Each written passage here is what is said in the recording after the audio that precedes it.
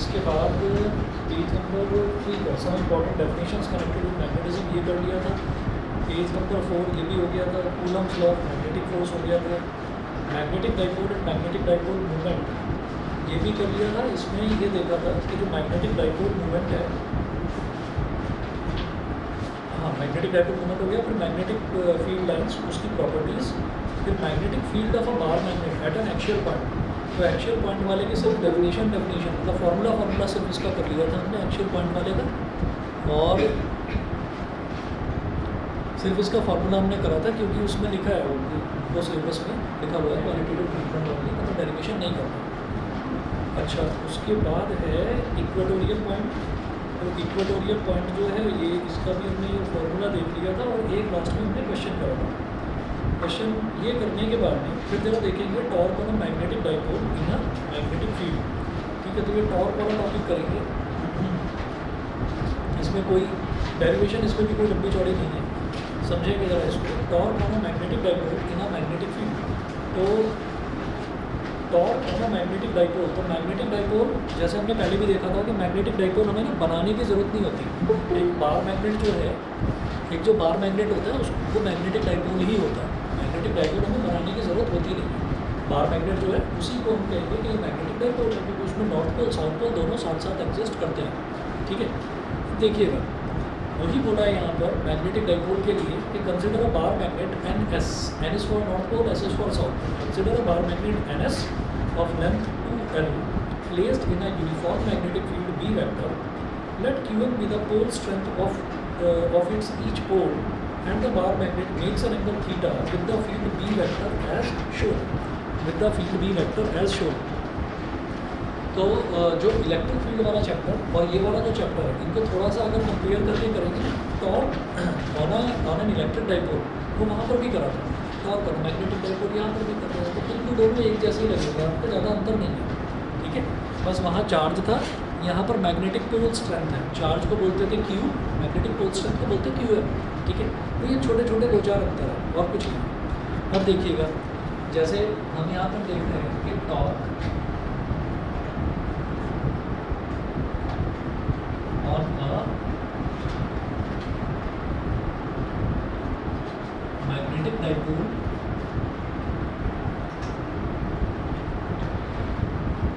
placed in a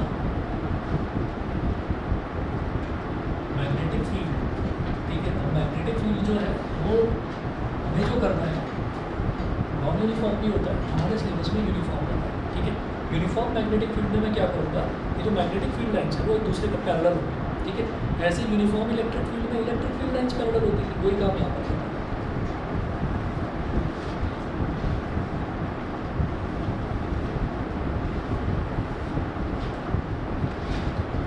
यहाँ पर हमने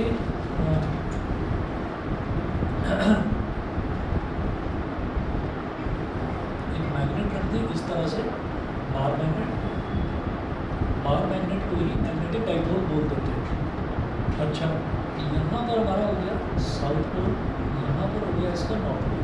ठीक है, इलेक्ट्रिक फील्ड लाइंस में क्या होता था, पॉजिटिव से नेगेटिव की तरफ जाती थी, यानी कि इधर सारा पॉजिटिव चार्ज कंसंट्रेटेड होता था, इधर सारा नेगेटिव चार्ज कंसंट्रेटेड होता है। ठीक है, ये जो यूनिफॉर्म मैग्नेटिक फील्ड है, यूनिफॉर्म मैग्नेटिक फील्ड जो है, जब हम मैग्नेटिक फील्ड की बात कर रहे हैं तो जो मैग्नेटिक फील्ड है वो हमारा किस तरीके से जाएगा, मैग्नेटिक फील्ड ऐसे जाएगा कि भाई इधर पूरा का पूरा जैसे नॉर्थ पोल हो बहुत बड़ा, और इधर साउथ पोल, नॉर्थ से साउथ की तरफ, इस तरह से मैग्नेटिक फील्ड होगी। ठीक है, अच्छा अब हम ये कहते हैं कि ये जो नॉर्थ पोल है इस मैग्नेट का, जो अंदर यहाँ मैग्नेट रखा हुआ है, इसका नॉर्थ पोल साउथ की तरफ अट्रैक्ट होगा। ठीक, इसलिए यहाँ पर एक फोर्स ऐसे लग जाएगी, तो इस फोर्स को हम क्या बोलेंगे, Qm into B। ठीक है, और कुछ भी नया नहीं है, अगर आप कंपेयर करके पढ़ेंगे ना तो आप ये समझ लीजिए कि आपका एक साथ दो जो चैप्टर्स हैं वो रिवाइज होते चलेंगे, कुछ भी नया नहीं है। याद करिए जो इलेक्ट्रिक फोर्स होती है, इलेक्ट्रोस्टैटिक फोर्स में हम क्या कहते हैं, F is equal to Q into E, charge into electric field. अब जब मैग्नेटिक फोर्स की बात करूँगा तो Fm बोल दिया, तो ये क्या हो जाएगा, मैग्नेटिक फोर्स स्ट्रेंथ, जो यहाँ पर चार्ज होता है वही यहाँ पर मैग्नेटिक फोर्स स्ट्रेंथ होता है। चार्ज की यूनिट कूलम होती है, मैग्नेटिक फोर्स स्ट्रेंथ की यूनिट क्या होती है, बताया था एम एम्पियर मीटर, ठीक है। और जब यहाँ पर इलेक्ट्रिक फील्ड है तो यहाँ मैग्नेटिक फील्ड हो जाएगा, तो इसलिए क्या लिख दिया यहाँ पर क्यू एम डी, ठीक है। सेम काम यहाँ पर करेंगे, यहाँ पर जो ये साउथ पोल है it is getting attracted towards this north region, ये पूरा नॉर्थ रीजन होगा, ठीक। तो यहाँ पर लिख दिया क्यू एम डी। तो अगेन फिर से वही इलेक्ट्रिक डाइपोल की तरह यहाँ पर क्या बन गया, कपल बन गया, ठीक है। और जब कपल में हमें टॉर्क निकालना होता है तो वो कैसे निकलता है, either force into perpendicular distance between them. Couple बनता ही तब है जब दोनों तरफ बराबर फोर्स लगती है।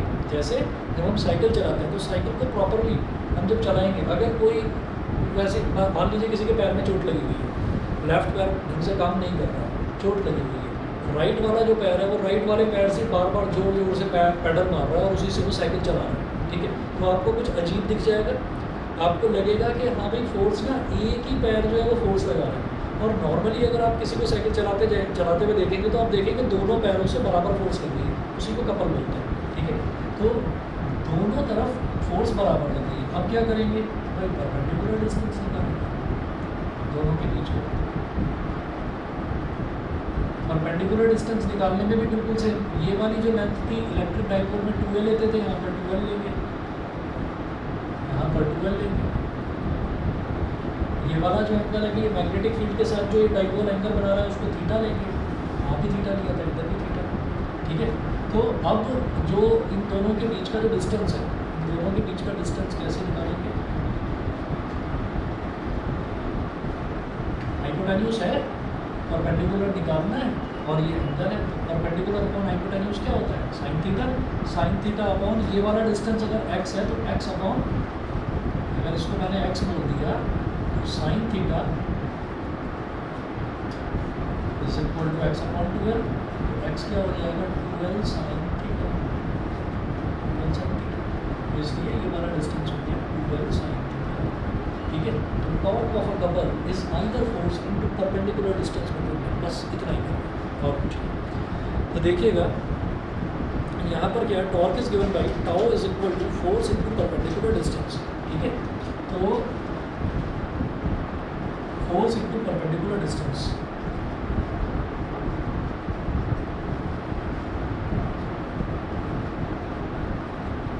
अब जो फोर्स है वो तो हमने देख लिया, मैग्नेटिक फोर्स Q है टू बी परपेंडिकुलर डिस्टेंस वो निकाल लिया 2L साइन थीटा। वहाँ पर भी यही करते थे कि Q into 2A dipole movement हो जाता था, यहाँ पर भी QM into 2L magnetic dipole movement हो जाता था, हो जाएगा। इलेक्ट्रिक डाइपोल मूवमेंट को क्या बोल देते हैं, P बोल देते हैं, मैग्नेटिक डाइपोल मूवमेंट को M बोल देते हैं, बस, ठीक है। तो ये क्या हो जाएगा, इसमें QM इंटू 2L इन दोनों को एक साथ लिख दीजिए, QM इंटू 2L को एक साथ लिख दीजिए और B साइन थीटा इधर लिख दीजिए। QM इंटू 2L क्या हो गया, magnetic dipole movement M B sine theta. अब आगे का काम आप और कर सकते हो, वहाँ पर क्या हुआ था, वहाँ पर हुआ था P E sine theta. P क्या था, इलेक्ट्रिक डाइपोल मूवमेंट, E क्या था, इलेक्ट्रिक फील्ड। अब क्या, मैग्नेटिक डाइपोल मूवमेंट और मैग्नेटिक फील्ड, बस इतना अंतर आया। तो जब M B साइन थीटा है, याद करिए वेक्टर प्रोडक्ट क्या होता है, A B साइन थीटा को क्या कहते हैं अगर वेक्टोरिकली लिखें, A vector cross B vector, कोई काम यहाँ पर। तो tau vector is equal to M vector cross B vector, M vector cross B vector, ये है, ठीक है। अब जरा देखिएगा स्पेशल केसेस,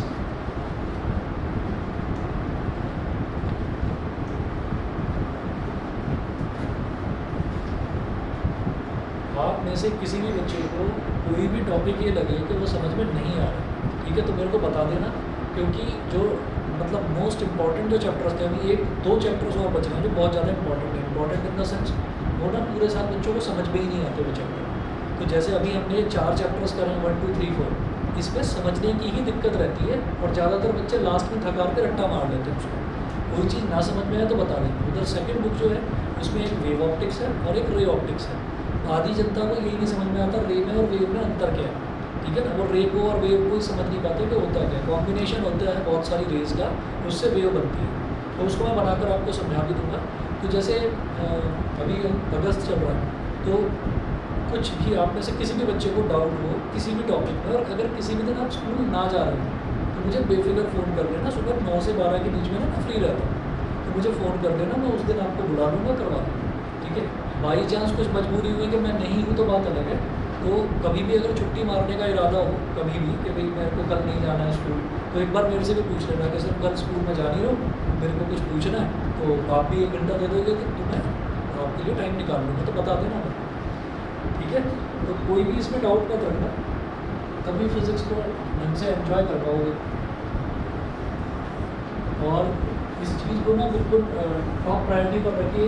जिन भी बच्चों ने अभी तक चैप्टर वाइज नहीं खरीदी है अरिहंत की, वो ले लीजिए।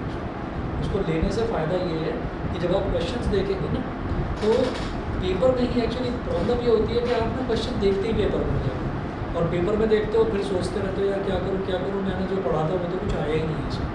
और एक्चुअली सब कुछ वही आया होता है जो आपने पढ़ा है, क्वेश्चन थोड़े से घुमा कर दिए जाते हैं।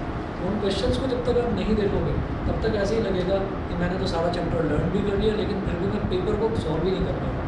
वो आसमान से उतार के नहीं देंगे पेपर, पिछले साल के जो क्वेश्चन हैं ना उन्हीं में से बना कर देते हैं। और उसके सबसे अच्छी चीज़ ये है चैप्टर वाइज की, पहली चीज़ तो ये है कि जिसने भी उसका सॉल्यूशन लिखा है, जो भी उसका राइटर है, मुझे नाम नहीं पता, लिखा हुआ है उसमें राइटर का, तो सॉल्यूशन बिल्कुल अच्छे हैं और उसमें ऑथेंटिकेटेड है। ऐसा नहीं है कि गलत सलत लिख दिया कुछ। आप क्वेश्चन नंबर 1 है, आप कर रहे हैं, नहीं समझ में आया तो आप आंसर देखोगे, पीछे पूरा सॉल्व करके देखोगे, आप आंसर देखोगे, ठीक है। आंसर देखकर भी समझ में नहीं आया तो आप मेरे से पूछोगे, ठीक है। उसमें अगर 50 क्वेश्चन है, 50 क्वेश्चन में मान लीजिए आप 25 में अटक गए, 25 तो हो गए ना आपके प्रिपेयर, बाकी 25 में बताओ, तो वो करना तो शुरू करो, ठीक है। मैं भी करवाऊँगा आपको, यहाँ पर भी प्रैक्टिस करवाऊँगा, लेकिन मेरे पास लिमिटेड टाइम रहता है कि मैं आपको इतना ही करवा सकता हूँ, ठीक है ना। मैं पूरे आप सोचिए कि 50 क्वेश्चन करने में मेरे को भी बहुत टाइम लगेगा, क्योंकि मुझे पूरा सिलेबस भी कवर करना है। तो उसको आप लेकर बैठो, प्रैक्टिस करो, टाइम आप मांगोगे मैं टाइम दूँगा, ठीक है ना। तो उसको आप करना शुरू करिए, और ये सिर्फ फिजिक्स के लिए नहीं कह रहा हूँ, आप केमिस्ट्री में भी ऐसे ही करिए, मैथ्स में भी ऐसे ही करिए, पीछे का रिवाइज करो, जो पिछले 10 सालों में 15 सालों में जो पेपर्स आए, ऐसे ही एक दूसरी बुक आती है टुगेदर, ठीक है, उसके भी जो सॉल्यूशंस हैं वो बहुत अच्छे हैं। तो कुछ चीज़ें ऐसी हैं जो आपको देख के ही समझ में आ जाएगा, अरे ये तो मुझे आता है, ठीक है। कुछ चीज़ें ऐसी हैं जो आपको हल्के से पुश की ज़रूरत होगी, हल्के से हिंट की, तो आप पीछे सॉल्यूशन देखेंगे आपको समझ में आ जाएगा। कोई इतना महान पैदा नहीं हुआ है कि पहली बार में ही कर लेगा, ठीक है। मुझे भी आप कोई क्वेश्चन देते हैं तो मैं भी, क्योंकि मैं पढ़ा रहा हूँ इतने टाइम से, मैंने वो क्वेश्चन कर रखे हैं, इस वजह से बता देता हूँ, ठीक है। तो शुरुआत में हमें भी दिक्कत होती थी, पहली बार में तो हमें भी समझ में नहीं आया था है क्या चीज़, जब आपकी एज में थे तो ऐसे ही था। तो इसलिए एक बार अगर आप देखोगे भी ना, अगर मान लीजिए सॉल्यूशन देखना पड़ रहा है तो उसमें मन छोटा करने की जरूरत नहीं, आ रहा है यार हर चीज़ का मेरे को तो हर क्वेश्चन का सॉल्यूशन देखना पड़ रहा है, ठीक है। सबके साथ ऐसे ही होता है। कोई बच्चा आपको कह देगा यार मैंने तो 11th क्लास में 12th का सारा सिलेबस कर लिया था, एक्सील में कर डाली थी सारी। अरे कर नहीं डाली थी भाई, उसने रट डाली थी। उसने रटना मतलब, मेरा मतलब ये नहीं है कि उसको कुछ आता नहीं है, उसने बस आँख बंद करके ऐसे ही उसको जो है याद कर लिया, मतलब 1 बार 2 बार 3 बार चीज़ आपने प्रैक्टिस कर ली तो रट गया वो चीज़। कई बार ऐसा भी होता है कि आपने 2 3 बार क्वेश्चन कर रखा है, पेपर में क्वेश्चन देखते ही आप एकदम कहते हो इसका आंसर तो ये है, ठीक है। तो वो आपके दिमाग की रिकॉलिंग पावर है। वो रिकॉलिंग पावर कैसे बनती है, 2 बार 3 बार रिवाइज करके बन जाएगी, ठीक है। तो थोड़ा सा बस ये तरीका ये अपनाओ कि जो भी आप चैप्टर करें, चैप्टर करते ही आप चैप्टर वाइज जो इसकी बुक आती है उसमें से उठाकर देखो, और उसमें क्वेश्चन जब आप देखेंगे, जब डेरिवेशन मिलेंगे और आपको ये लगेगा ना कि यार ये डेरिवेशन मुझे याद नहीं आ रहा, तो आपको ये भी समझ में आएगा कि मुझे कौन सा डेरिवेशन दोबारा से रिवाइज करना है, ये भी समझ में आएगा। तो आप खुद ही अपने टीचर बन जाओगे और अच्छा लगेगा फिर आपको। चलिए जी स्पेशल केस में देखेंगे, ये हो गया हमारे पास स्पेशल केस, वही बेहद आसान कि when the magnet lies around the direction of the magnetic field. अगर मैग्नेट जो है वो मैग्नेटिक फील्ड के डायरेक्शन के अराउंड ही लाई कर रहा है, ऐसे लाई कर रहा है, तो अगर ऐसे लाई कर रहा है भाई तो थीटा तो 0 डिग्री है, क्या टॉर्क कुछ लगेगा उसमें? कुछ भी टॉर्क नहीं लगेगा, क्योंकि नॉर्थ सेटिस्फाई हो गया, उसको साउथ मिल गया, साउथ सेटिस्फाई हो गया, उनको नॉर्थ मिल गया, तो अब इसमें घूमने का तो कोई गुंजाइश बची ही नहीं है, ठीक है।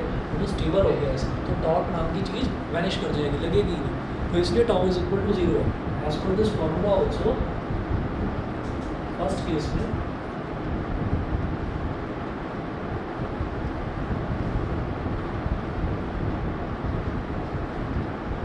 Tau is equal to M D sine 0 0 होता है, टाउ की वैल्यू होती है 0। ये सेकंड देखें, ये सेकंड में देखिएगा क्या है, when the magnet lies perpendicular to the direction of the magnetic field, तो इस टाइम जो टॉर्क है वो मैक्सिमम लगेगा। अगर मैग्नेट जो है, अगर उस मैग्नेट को हमने ऐसे कर दिया कि वो मैग्नेटिक फील्ड के परपेंडिकुलर है, यानी कि थीटा की वैल्यू 90 डिग्री है, तो इस केस में torque is equal to MD sine 90 degree, तो इसको हम टॉर्क मैक्सिमम बोल देंगे एमडी। आपको कैसे पता जी यही मैक्सिमम टॉर्क है, इससे ज़्यादा नहीं हो सकता? तो इस वजह से पता है क्योंकि साइन थीटा की मैक्सिमम वैल्यू जाती है +1, है ना, उसकी मैक्सिमम वैल्यू +1 तक ही जाएगी, तो यही आपका मैक्सिमम टॉर्क होगा इसमें। ठीक है, उसके बाद देखिएगा पेज नंबर 12 पर आ जाइए, potential energy of a magnetic dipole. ठीक है, एक स्टेप इलेक्ट्रिक पोटेंशियल एनर्जी से भी कंपेयर करोगे तो एक स्टेप सेम है। ठीक है, ये चैप्टर करने में आपको सबसे कम टाइम लगने वाला है। तो आप ये देखिए, यहाँ पर भी वही चीज़ है, we know that torque on a magnetic dipole placed in a magnetic field. अच्छा, अब potential energy of a magnetic dipole, इसकी बात कर रहे हैं। Potential energy of a magnetic dipole. ठीक है, ब्रीफ में बताता हूँ वही काम जो हमने इलेक्ट्रिक फील्ड में या इलेक्ट्रिक डाइपोल के केस में करी थी। ठीक है, क्या था वहाँ पर, याद है किसी को इलेक्ट्रिक पोटेंशियल एनर्जी का formula? Electric potential energy of a dipole E cos theta minus P की साइन थीटा नहीं। cos theta change. ठीक है, किसी को याद है? अच्छा, अब जरा सुनिएगा, इसमें क्या होता है कि जब हम बात करेंगे ना डाइपोल की, तो डाइपोल जो है, डाइपोल में हम ये देख रहे हैं कि टॉर्क लग रही है, टॉर्क लग रही है। अगर उसको मैग्नेटिक फील्ड में रखा है तो टॉर्क लग रही है। ऐसा तो है नहीं ना कि ये डाइपोल ऐसे ट्रांसलेशनल मोशन करेगा, ऐसे सीधा चला जाएगा। ये बार मैग्नेट सीधी नहीं जाएगी। क्यों नहीं जाएगी? क्योंकि भाई ये मैग्नेटिक फील्ड में रखी है, तो अगर इधर एक मैग्नेटिक फील्ड इसको अट्रैक्ट कर रहा है तो एक इधर भी अट्रैक्ट कर रहा है, तो इक्वल एंड अपोजिट फोर्स रख रही है, तो वो ऐसे कहीं मूव नहीं करेगा, ट्रांसलेशनल मोशन नहीं होगा, उसमें रोटेशनल मोशन ही होगा, टॉर्क होगा। रोटेशनल मोशन का अगेन मतलब ये नहीं है कि इसकी चरखी बन जाएगी, घूमते चला जाएगा, ऐसा नहीं होगा। भाई ये अगर इतना भी मूव कर रहा है, क्योंकि ये इससे ज़्यादा मूव करेगा, अगर ये इतना भी मूव कर रहा है तो हम ये कहेंगे कि इसने ऐसे मोशन नहीं है, मतलब एंगल चेंज हुआ है इसका इस तरीके से, उसको भी ना रोटेशनल मोशन कहते हैं। पूरा सर्कल में चक्कर काटना रोटेशनल मोशन नहीं कहलाता, मतलब वो तो रोटेशनल मोशन तो है, मतलब पूरा सर्कल का चक्कर काटना ज़रूरी नहीं होता रोटेशनल मोशन। थोड़ा सा भी अगर कर्व में घूमेंगे तो भी वो रोटेशनल मोशन कहलाता। तो आप ये देखिए कि जब मैग्नेटिक डाइपोल है, मैग्नेटिक डाइपोल गोल घूम रहा है, ठीक है, या कर्व में मूव कर रहा है, कर्व में मूव कर रहा है यानी कि टॉर्क लग रही है। टॉर्क जो है, अगर टॉर्क है यानी कि रोटेशनल फोर्स है, रोटेशनल फोर्स को टॉर्क बोलते हैं। ऐसे सीधा अगर मैं फोर्स लगा रहा हूँ, दिस इज फोर्स, ठीक है, ऐसे घुमावदार अगर हम फोर्स लगा रहे हैं, दिस इज टॉर्क। तो अगर मेरे पास टॉर्क है तो टॉर्क में मेरे को जैसे वर्क डन निकालना होता है, तो वर्क डन में करना होता है फोर्स इनटू डिस्प्लेसमेंट, तो वर्क डन आ जाता है। ठीक है, ऐसे वर्क डन अगर मेरे पास टॉर्क है ना, तो डिस्प्लेसमेंट क्या होता है, एंगुलर डिस्प्लेसमेंट होता है टॉर्क रोटेशनल फोर्स के केस में। तो फोर्स की जगह रोटेशनल फोर्स आ गया यानी कि टॉर्क आ गया, और डिस्प्लेसमेंट की जगह एंगुलर डिस्प्लेसमेंट आ गया यानी कि थीटा आ गया। ठीक है, तो ये हमको करना होगा क्या करने के लिए, वर्क डन निकालने के लिए। क्यों? किसी भी बॉडी के अंदर जितनी पोटेंशियल एनर्जी है वो उतना ही वर्क कर सकता है, तो हम वर्क निकालेंगे और हम ये कहेंगे कि this work was stored as potential energy in the system. तो जब भी पोटेंशियल एनर्जी निकालना होता है, वर्क ही निकालता है, वही करना है यहाँ पर। देखिए फटाफट, we know that torque on a magnetic dipole placed in a magnetic field is tau is equal to md sin theta। ये हमने टॉर्क देखा था, md sin theta। This torque tends to align the dipole in the direction of b vector। इस torque का motive ही ये है कि ये उसको मैग्नेटिक फील्ड के अलॉन्ग अलाइन करवाना चाहता है, ये घुमाएगा नहीं इसको, क्योंकि जैसे ही ये इधर आएगा ना, ये स्टेबल हो जाएगा, ये स्टेबल हो जाएगा, रुक जाएगा ये। ठीक है, तो ये फर्दर घूम नहीं पाएगा। ठीक है, अच्छा, if the dipole is rotated against the action of this torque, अगर हम डाइपोल को इस टॉर्क के अगेंस्ट घुमाते हैं, टॉर्क तो ऐसे आना चाह रहा है, तो स्टेबल होना चाह रहा है, अगर हम इसको ऐसे घुमाते हैं तो इसके अंदर एनर्जी स्टोर हो जाएगी। ये वही वाली चीज़ है तीर कमान वाली, कि मैं तीर को खींचूंगा तो उसके अंदर एनर्जी स्टोर हो जाएगी, छोड़ते ही वो एकदम से भागेगा। तो आपने ये तो ऐसे रहना चाहता है, आपने इसको ऐसे करा तो इसके अंदर पोटेंशियल एनर्जी स्टोर हो गई, छोड़ो मुझे, जैसे ही छोड़ेंगे एकदम से ठक से ऐसे आकर ये रुक जाएगा। ठीक है, यानी कि पोटेंशियल एनर्जी इसके अंदर स्टोर होगी। If the dipole is rotated against the action of this torque, work has to be done. This work is stored as potential energy of the dipole। यही पोटेंशियल एनर्जी के तौर पर store हो जाएगा इसके अंदर। The work done in turning the dipole through a small angle d theta is dw is equal to tau d theta.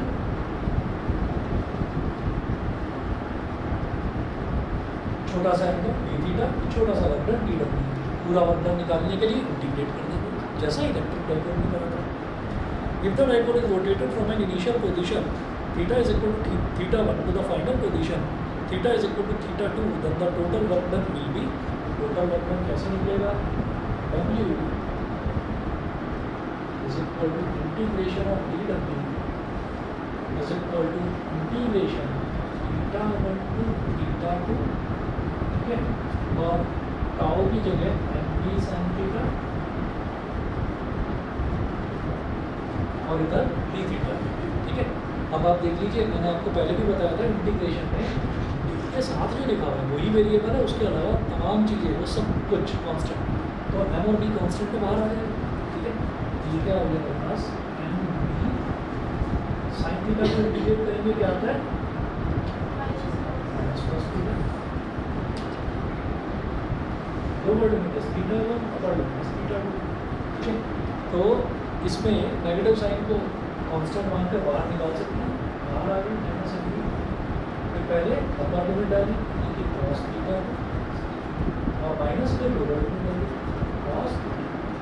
cos theta 2 minus cos theta 1, ठीक है। This work is stored as the potential energy u of the dipole, ठीक है। तो क्या हो गया, u is equal to minus M D cos theta 2 minus cos theta 2. The potential energy of the dipole is 0 when m vector is perpendicular to b vector. Magnetic field जब जिसके magnetic field और dipole moment जब एक दूसरे के perpendicular होंगे तब जो है potential energy of the dipole in any orientation can be obtained by putting theta 1 is equal to 0 degree 90 degree and theta 2 in the above equation, theta 2 is equal to theta in the above equation. तो हमने ये कहा कि अगर m vector b vector के perpendicular होगा, m vector क्या है, डाइपोल मोमेंट, डाइपोल मोमेंट क्या होगा, डाइपोल मोमेंट का कुछ डायरेक्शन होगा, डाइपोल मोमेंट का direction magnetic dipole moment, electric dipole moment का डायरेक्शन क्या होता था, इलेक्ट्रिक डाइपोल मोमेंट का डायरेक्शन, इलेक्ट्रिक फील्ड का डायरेक्शन क्या होता था, पॉजिटिव से नेगेटिव, इलेक्ट्रिक डाइपोल मोमेंट का डायरेक्शन क्या होता था, नेगेटिव से पॉजिटिव। वही काम यहाँ पर है, मैग्नेटिक फील्ड का डायरेक्शन नॉर्थ से साउथ होता है, तो मैग्नेटिक डाइपोल मोमेंट का डायरेक्शन उल्टा होगा, साउथ से नॉर्थ होगा, ठीक है। तो ये जो साउथ से नॉर्थ वाला है ये डायरेक्शन, और मैग्नेटिक फील्ड उन्होंने ये बोला कि अगर ये दोनों के दोनों मैग्नेटिक डाइपोल मोमेंट और मैग्नेटिक फील्ड अगर ये दोनों एक दूसरे पर परपेंडिकुलर हो जाएंगे तब हम ये कहेंगे कि जो पोटेंशियल एनर्जी है, potential energy of the dipole उस केस में 0 हो जाएगी, सही है, पोटेंशियल एनर्जी उस केस में 0 हो जाएगी। अच्छा, तो हाँ बता, मैग्नेटिक डाइपोल मोमेंट जो है, मैग्नेटिक डाइपोल मोमेंट और मैग्नेटिक डाइपोल मोमेंट अगर परपेंडिकुलर हो गया, अगर परपेंडिकुलर हो गया बी के, तो क्या है कि जो हमारा जो पोटेंशियल एनर्जी है वो पोटेंशियल एनर्जी 0 हो जाएगी। रीज़न क्या है, और तो मैक्सिमम पोटेंशियल एनर्जी 0 कैसे हो रही है, पोटेंशियल एनर्जी 0 ऐसे हो रही है क्योंकि ये हमारा कॉस पर डिपेंड कर रहा है, ठीक है। और अगर वो 90 डिग्री है, ठीक है, तो अगर वो 90 डिग्री है तो हम ये कहेंगे कि भाई वो उसको 0 बना देगा, तो इस वजह से जो पोटेंशियल एनर्जी है उस केस में 0 हो जाएगी, समझ गए, ठीक है। अच्छा, अब जरा देखें उसी चीज़ को अभी प्रूव भी करके देखेंगे। So potential energy of the dipole in any orientation theta can be obtained by putting, potential energy कैसे ऑब्टेन करी जा सकती है, can be obtained by putting theta 1 is equal to 90 degree, theta 1 is equal to 90 degree and theta 2 is equal to theta and theta 2 is equal to theta, ठीक है। तो हमने ये कहा कि भाई आपने ना थीटा 1 आपने 90 डिग्री कर दिया, थीटा 1 आपने 90 डिग्री कर दिया, तो थीटा 1 क्या है, थीटा 1 ये है कि इनिशियली जो डाइपोल था, जो ये बार मैग्नेट थी, इनिशियली क्या एंगल बना रही थी, हमने कहा यार ये मानकर चलो कि हम उस पर टॉर्क निकालना चाह रहे हैं, तो उस पर जो मैक्सिमम टॉर्क है वो कब मिलेगा, जब वो बिल्कुल परपेंडिकुलर होगा मैग्नेटिक फील्ड। ठीक है, तो जो θ1 है, θ1 को आप 90 डिग्री मान लीजिए। ऐसा ही हमने इलेक्ट्रिक डायपोल में भी करा कि वो मैक्सिमम टॉर्क उस पर तभी लगेगा। ठीक है, अब आप ये कहेंगे कि आप इसको कितना मूव कराना चाहते हो, क्या इसको ना थीटा मूव कराना चाहते हो। तो थीटा कैसे मूव कराना चाहते हैं, इतना 90 डिग्री पर तो इसको फिक्स कर दिया,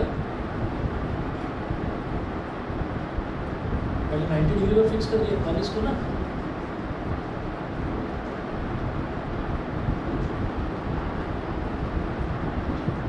थीटा मूव कराना चाहते हैं। तो ये थीटा जो हम मूव करा रहे हैं ये हमारा θ2 है। तो जो ओरिजिनल एंगल था, इनिशियल एंगल था, वो θ1 था, और जो फाइनल एंगल है वो θ2 है।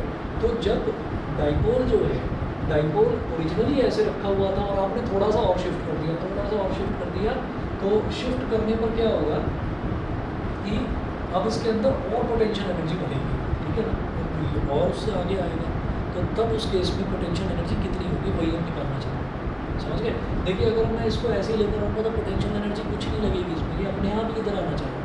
ठीक है, ये अपने आप ही इधर आना चाह रहा है, तो हम उसको अगेंस्ट द फोर्स मूव कराएंगे ताकि उसके अंदर कुछ एनर्जी स्टोर हो। मेरी बात क्लियर है? चलिए आगे। अच्छा, तो आप ये देखिएगा, θ1 को ले लिया 90 डिग्री और θ2 को ले लिया theta in the above equation. तो यू देखिएगा क्या बन जाएगा,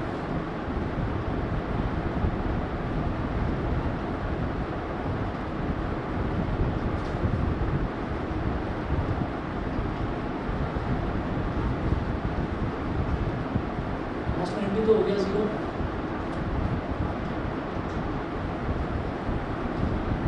यू हो गया minus M B cos theta, U हो गया minus M B cos theta.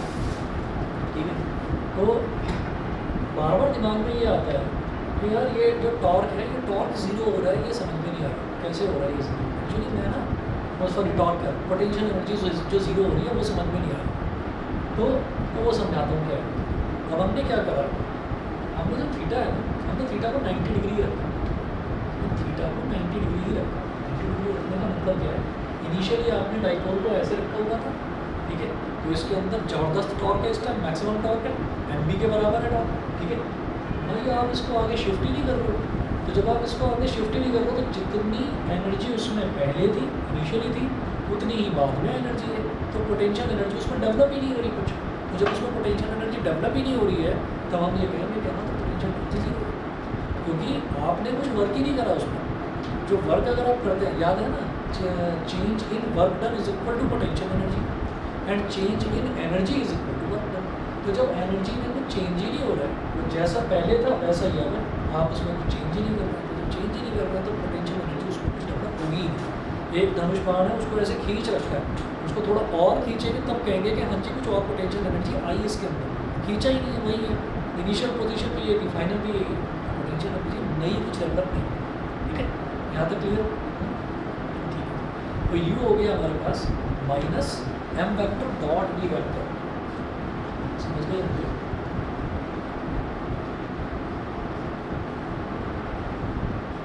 Negative sign का मतलब समझा देता हूँ। नेगेटिव साइन का मतलब ये है कि वर्क इस पर पीछे की तरफ करूँगा तो पोटेंशियल एनर्जी इसको आगे की तरफ पुश करेगी, तो वर्क पीछे की तरफ करेंगे, वही धनुष बाण वाला चीज़ खींचेंगे पीछे जाएगा। ठीक है, चलिए जी आगे देखते हैं स्पेशल केसेस। बेहद आसान है, when theta is equal to 0 degree, U is equal to minus M B. Thus the potential energy of a dipole is minimum when m vector is parallel to b vector. In this case, the magnetic dipole is in stable equilibrium. तो potential energy dipole की minimum कब होती है? When m vector is parallel to b vector. In this case, the magnetic dipole is in stable equilibrium. ठीक है ना? तो वो stable equilibrium में होगा जब दोनों के बीच में एंगल हमारा 0 होगा, पैरेलल है, दोनों के बीच में 0 होगा। When theta is equal to 90 degree, potential energy 0, u is equal to minus m b cos 90, वो 0 हो जाएगी। और when theta is equal to 180 degree, when theta is equal to 180 degree, तो potential energy इस केस में maximum हो जाएगी m b के बराबर। ठीक है, ये कब होगा? जब आपने इसको पूरा 180 डिग्री घुमा दिया, पूरा पलट दिया ऐसे, अब पूरा पलट दिया तो ये नॉर्थ आपने पूरा घुमा दिया तो नॉर्थ को कहेगा निकल यहाँ से, रिपल करेगा। ये साउथ इसको कहेगा निकल यहाँ से, मतलब ज़बरदस्त पोटेंशियल एनर्जी है, मैक्सिमम है। अब ये इसको पुश करने वाला है। ठीक है, उस टाइम पोटेंशियल एनर्जी मैक्सिमम होगी एम बी के बाद। cos 180 अगर देखेंगे भी cos 180 की वैल्यू -1 होती है तो -1 इंटू -1 प्लस एम बी होती है। ठीक है जी, क्लियर है, लिख कर बताने की जरूरत तो नहीं है। हाँ, Thus the potential energy of a dipole is maximum when M vector is anti-parallel to B vector. In this state, the magnetic dipole is in unstable equilibrium. Unstable है, बहुत ज़्यादा unstable है, एकदम से निकल कर वापस ऐसे आना चाहिए, स्टेबल इक्विलिब्रियम में आना चाहिए। ठीक है, अच्छा जी, अब मुझे बता दो जरा, ये current loop as a magnetic dipole ये है सिलेबस में कि नहीं है?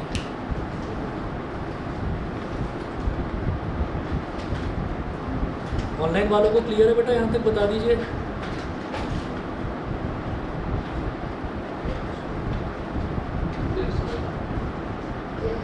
Okay yes sir.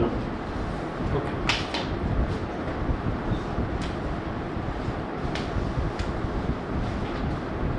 मेरे को नेक्स्ट इसमें करना क्या है वो देख रहा हूँ मैं।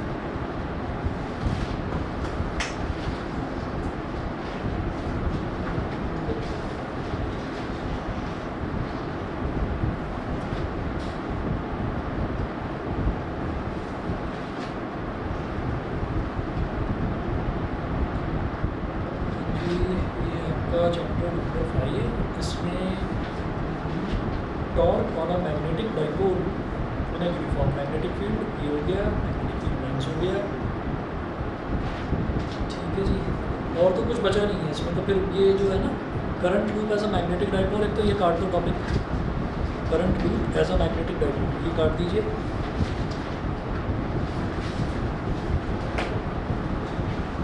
Magnetic dipole moment of a revolving electron वाला जो है, एक मिनट, चैप्टर नंबर 6 देखेंगे, चैप्टर 6 में चाहिए नहीं भाई, हटा दो इसको भी, काट दो। Magnetic dipole moment of a revolving electron काट दीजिए। ठीक है, तो आपका पेज नंबर 15 भी गया, 16 भी गया, 17 में बोहर मैग्नेटॉन, इसकी ज़रूरत शायद लास्ट चैप्टर में पड़ेगी, पर चलो फॉर द टाइमिंग काट दो इसको, नहीं है कि उसमें करता है dual nature of radiation and उसमें ज़रूरत नहीं है। बताओ, similarities between a current carrying solenoid and a bar magnet, ये जो है ना,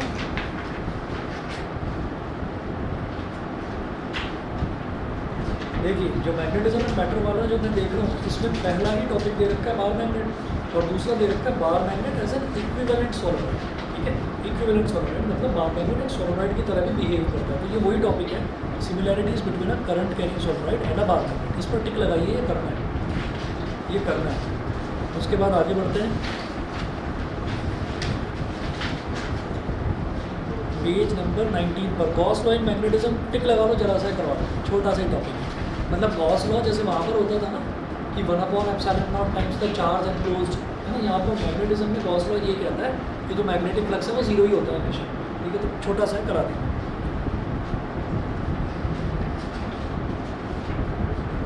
उसके बाद आ जाइए बेटा मैग्नेटिक फील्ड ऑफ अर्थ, इस पर तो बड़ा सा क्रॉस लगा दो, बिल्कुल भी नहीं है तो सिलेबस में, है ना। पेज नंबर 21 जो है, पेज नंबर 21 पूरा काट दीजिए, ये भी नहीं करना। पेज नंबर 22 पूरा काट दीजिए, ये भी नहीं करना है। 23 काट दो, 24 जो है, 24 में बस शुरुआत में जो एक न्यूमेरिकल दे रखा है वो काट देंगे। फिर आगे आता है some important terms use to describe magnetic properties of materials. ठीक है, तो मैग्नेटिक प्रॉपर्टीज़ ऑफ मटेरियल अपने सिलेबस में है। ठीक है, तो ये करना है।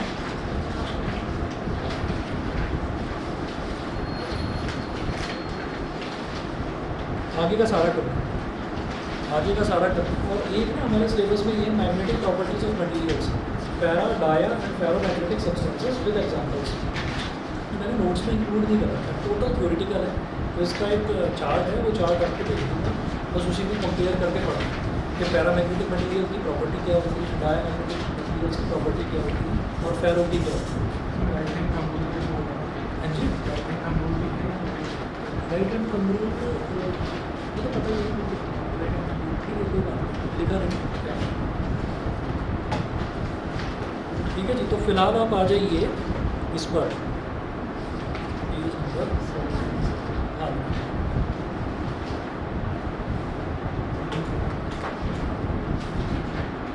Page number 24। कौन सा? वो सिमिलैरिटीज वाला। एक काम करिए, आप आइए page number 18, similarities between a current carrying solenoid and a bar magnet. ठीक है, बस ये अभी करवा रहा हूँ, 1 मिनट वेट करो।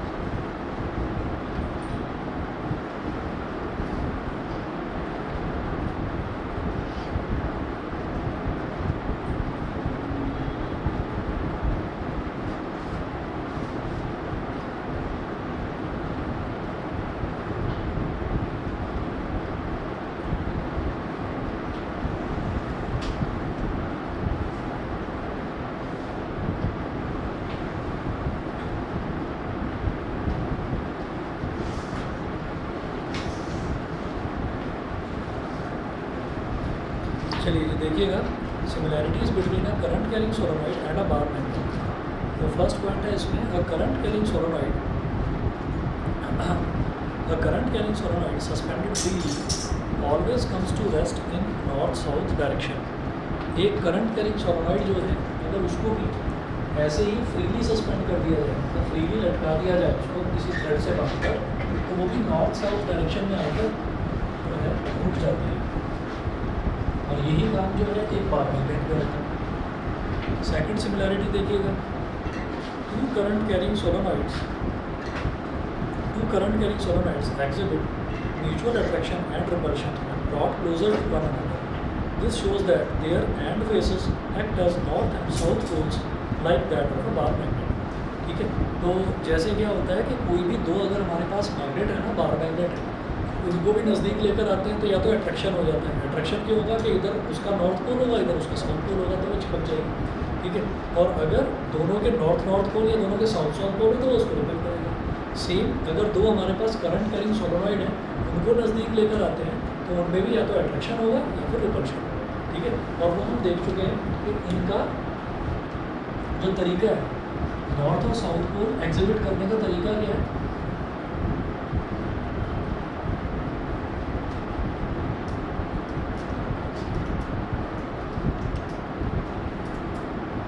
अगर इधर से देखेंगे तो ये करंट ऐसे ऐसे ऐसे ऐसे फ्लो कर रहा है, यानी कि क्लॉकवाइज फ्लो कर रहा है, और उधर से देखेंगे तो ये एंटी क्लॉकवाइज फ्लो कर रहा है। एंटी क्लॉकवाइज जब हम बोलते हैं तो हमारे मुँह से पहले एन निकलता है, तो एन मतलब नॉर्थ पोल, और इधर वाला क्लॉकवाइज जस्ट उसका उल्टा साउथ।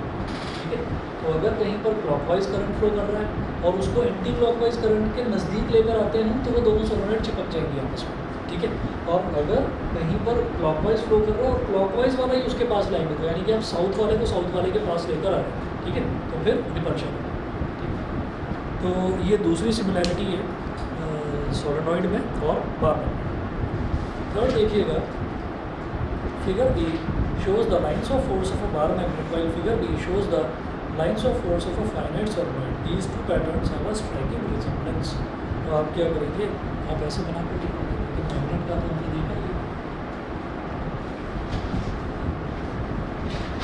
नॉर्थ पोल है, साउथ पोल है, तो नॉर्थ से साउथ एक मैग्नेटिक लाइन ऑफ फोर्स, दूसरी मैग्नेटिक लाइन ऑफ फोर्स, और अंदर की तरफ क्या होता है, अंदर की तरफ ये साउथ से नॉर्थ है।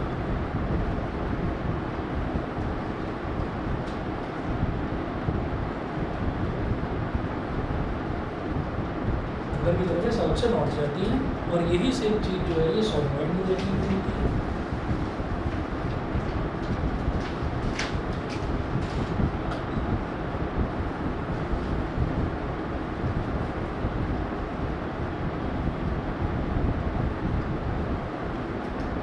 पॉजिटिव नेगेटिव, इधर बताइए पॉजिटिव नेगेटिव, तो पॉजिटिव से करंट निकलेगा, ऐसे जाता है,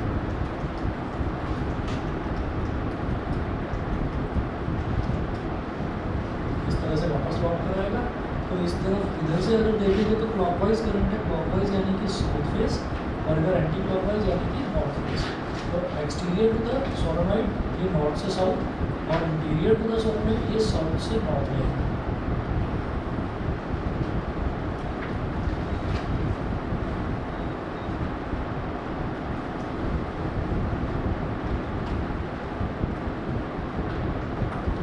ठीक है, एक और मैं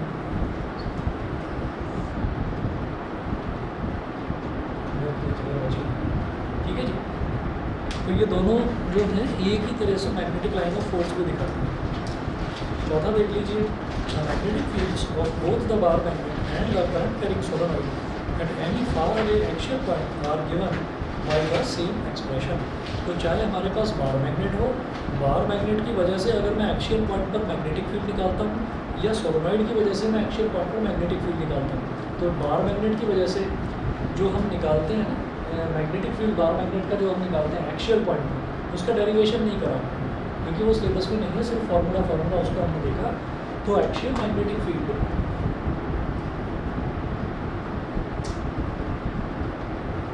ये होता है म्यू नॉट अपॉन 4 पाई q1 अपॉन r क्यूब, और यही सेम हमने सोलेनॉइड में देखा था। इससे पहले वाले चैप्टर में हम सोलेनॉइड पूरा डिटेल में पढ़ चुके हैं, ठीक है। तो सोलेनॉइड का भी यही देखा। तो thus a bar magnet and a solenoid produce similar magnetic fields. तो बार मैग्नेट और सोलेनॉइड दोनों ही जो हैं वो सेम सिमिलर ही मैग्नेटिक फील्ड्स प्रोड्यूस करती हैं।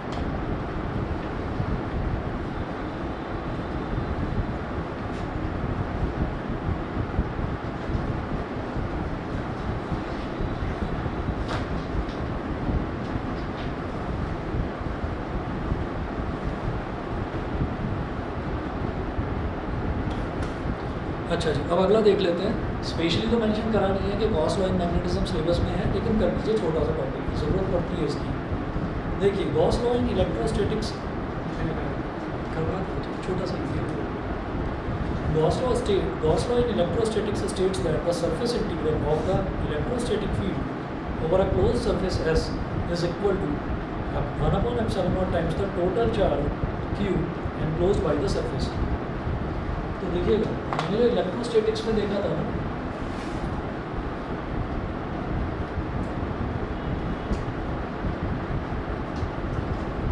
हमने इलेक्ट्रोस्टैटिक्स में देखा था फ्लक्स दो तरीके से निकाला जा सकता है। एक तो होता है closed loop line integral of E vector dot ds vector, और एक लिखते थे Q अपॉन एप्सिलॉन नॉट, मतलब 1/ε0 times the charge enclosed by that surface. इसलिए ये डेफिनेशन ऐसे बोल दी जाती है कि 1/ε0 times the charge enclosed by surface S, ये बोल दिया जाता है। अच्छा, तो इसको यहाँ से उठाकर इक्वेशन नंबर 1 बोल दिया गया, E vector dot ds vector is equal to Q upon epsilon, equation number 1।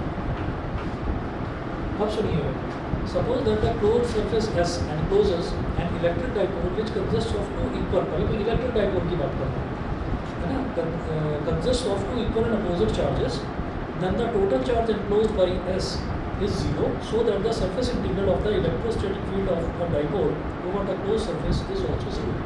तो यहाँ पर क्या होता है कि अगर मैं इलेक्ट्रिक डाइपोल की बात कर रहा हूँ तो इलेक्ट्रिक डाइपोल में होता क्या है, इलेक्ट्रिक डाइपोल किससे बना होता है, दो चार्जेस से बना होता है, इक्वल एंड अपोजिट चार्जेस से। तो अगर ये कहा जाए कि टोटल चार्ज कितना हो गया तो ज़ीरो हो गया, ठीक है, और ज़ीरो अपॉन एप्सिलॉन नॉट क्या हो जाएगा, ज़ीरो ही हो जाएगा, ठीक है। तो वही चीज़ यहाँ पर बोली है कि अगर हम इलेक्ट्रिक फील्ड निकालें इसका डाइपोल का और उसका ds वेक्टर कर दिया जाए, तो ये नहीं निकाल रहा हूँ, मेरे को तो गॉस लॉ पता है कि वो कैसे, ये कैसे निकाला जा सकता है, इंटीग्रेशन कैसे करा जा सकता है, चार्ज अपॉन एप्सिलॉन नॉट करके, ये चार्ज एनक्लोज तो ज़ीरो हो गया, तो ज़ीरो ही हो गया, नहीं समझे।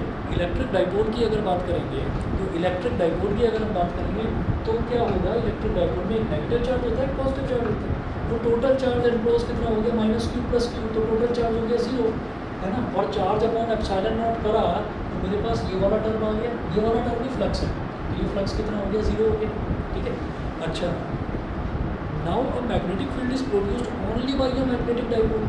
मैग्नेटिक फील्ड के लिए मेरे पास अलग अलग मैं मैग्नेट के छोटे छोटे पोल्स ले लूँ, मिलेंगे ही नहीं, मैग्नेट तो मैग्नेटिक डाइपोल ही मिलेगा आपको। मैंने तोड़कर नॉर्थ पोल बना दिया, वो साइड में साउथ अपने आप बन जाएगा।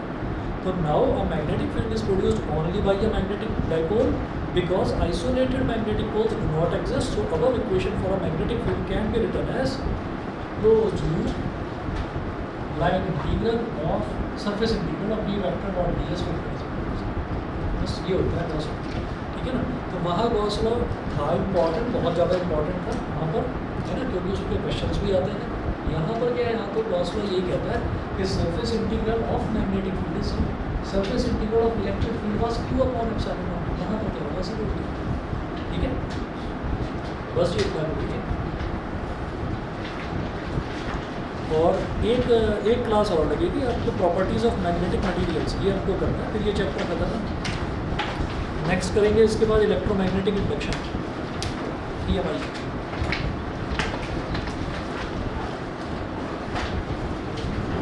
जो इसका फर्स्ट पार्ट का लास्ट चैप्टर है, फिर सेकंड वॉल्यूम स्टार्ट होगा। तो 15 अगस्त तक मुझे लगता है सेकंड वॉल्यूम, मतलब फर्स्ट वॉल्यूम पूरी कंप्लीट हो जाएगी, ठीक है। Thank you. Okay okay.